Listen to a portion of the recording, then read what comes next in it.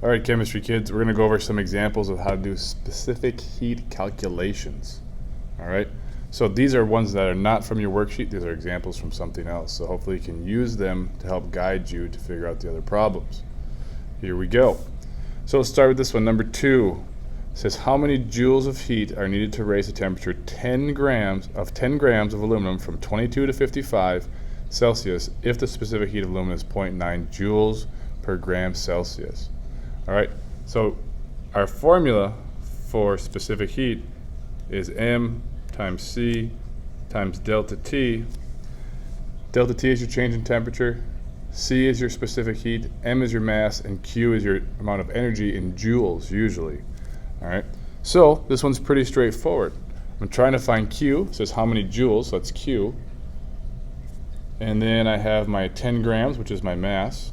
I have my 22 to 55, that is my change in temperature, so you gotta subtract those two.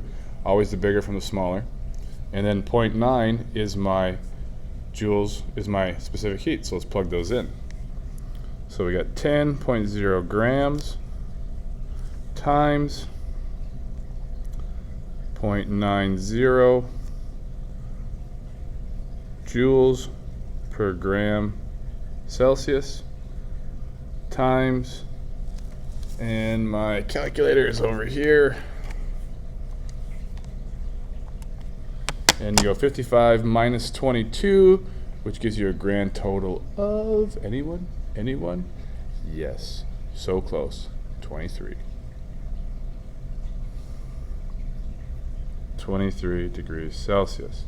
All right, and how did I get that? I'll put that up here, 55 minus 22. All right, so this number came from here, this number came from here, and this number came from here, which is my change in temperature. That's where all my numbers came from. Now pick up your calculator and do the work. But if you notice, we'll talk about specific figures in a second here. So pick up my calculator. Everyone's calculator is different. So we got 10 times 0.9 times 23 is equal 207. Now, so my calculator answer is 207 joules. How do I know it's joules? Well, grams cancels out, Celsius cancels out, I'm left with joules. All right, 207 is not the right answer. Here's why. 3 significant figures, 2 significant figures, 2 significant figures. We round to the lowest significant figures, so I need to round this to 2 significant figures. So 207, I'm not going to round down, I'm going to round up to 210 joules is the right answer. All right, so this is my significant figure answer, which is the right answer. This is my calculator answer, which is not technically right. All right, so there's your first problem. All right, pretty straightforward, pretty simple. You don't have to do any rearrangements. Find everything, figure out what they're asking for, plug everything in. All right, let's try a different one now. Let's try this one.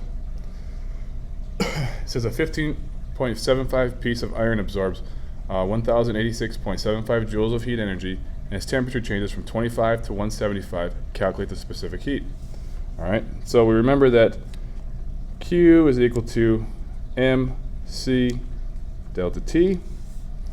All right, so in this one, it says calculate the specific heat. So we're trying to find that. We're trying to find our C. And if you took notes on the rearrangement stuff, you should know that C is equal to Q over M times your change in temperature. Then I can just plug everything in. Well, what's Q? Q is 1086.75 joules over, what's my M? My M is 15.75 grams times my temperature. 175 minus 25 would be a difference of 150 excuse me, Celsius. Okay, how did I get that?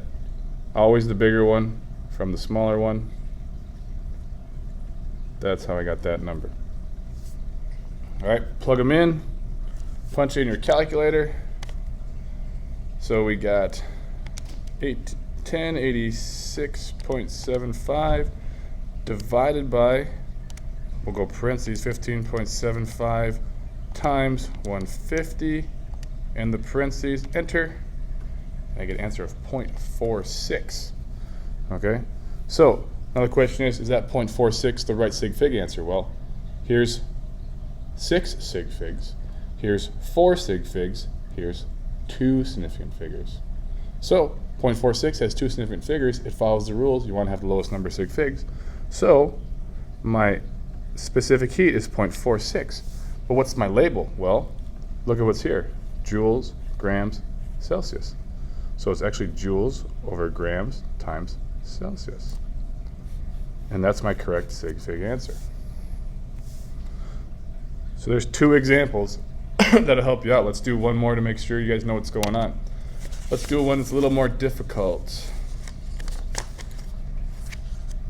Let's do this one, number 3. It says, what will the change in temperature be if a 50-gram piece of glass absorbs this many calories of heat and its specific heat is 0.5 joules per gram Celsius?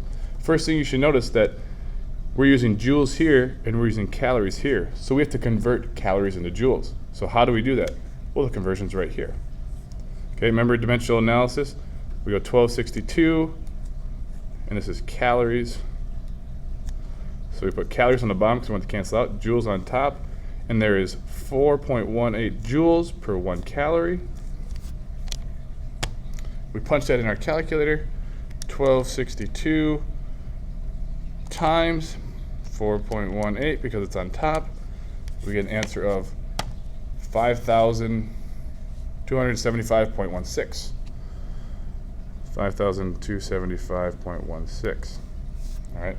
Now, don't do significant figures yet because you're not done doing all your calculations. So just put that number in and plug it in, and then everything else will work out, trust me. All right, so don't do significant figures yet. Don't worry about that. All right, and this is going to be joules because calories canceled out. Now we plug it in. And if you did your rearrangement, you should have figured that your change in temperature is equal to Q over mass times my specific heat. All right, plug everything in. So my Q is 5,275.1. No, it's not. I'll get back to that. That wasn't right. 0.50 joules per gram times degrees Celsius over 50 grams, 50.0 grams, sorry, 50.0 grams times my specific heat. Did I set this up wrong? Nope, I'm good. All right. Yeah, I did. Way to go. Set up wrong again. I really got to pay attention. So here we go. Q, which is my joules, which is my 5,000, which I was right the first time, 0.16 joules over mass 50.0 grams times what am I looking for? Mass times C specific heat, which is 0.5. 0.5 joules per gram degree Celsius. All right, and if you do this right, joules cancels out, grams will cancel out. Plug this in your calculator. This is 0.50, sorry about that. Plug that in your calculator and you should be good. So we go 5,275.16 divided by 50 times 0.5, and we get an answer of 211.0064. Not the right answer, it's our calculator answer. So here I have a large number of sig figs. Here I have 3, here I have 2.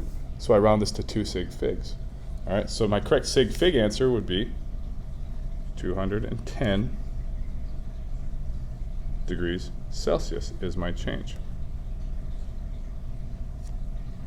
All right. There you go. There's 3 examples that'll help you, maybe put you in the right direction. Try to find look for what you're given, information you're given, look what you're trying to find, plug the answers in, do a rearrangement if you need to, pick up your calculator last, then do your sig figs. Hope this helped. We will talk to you later. Bye.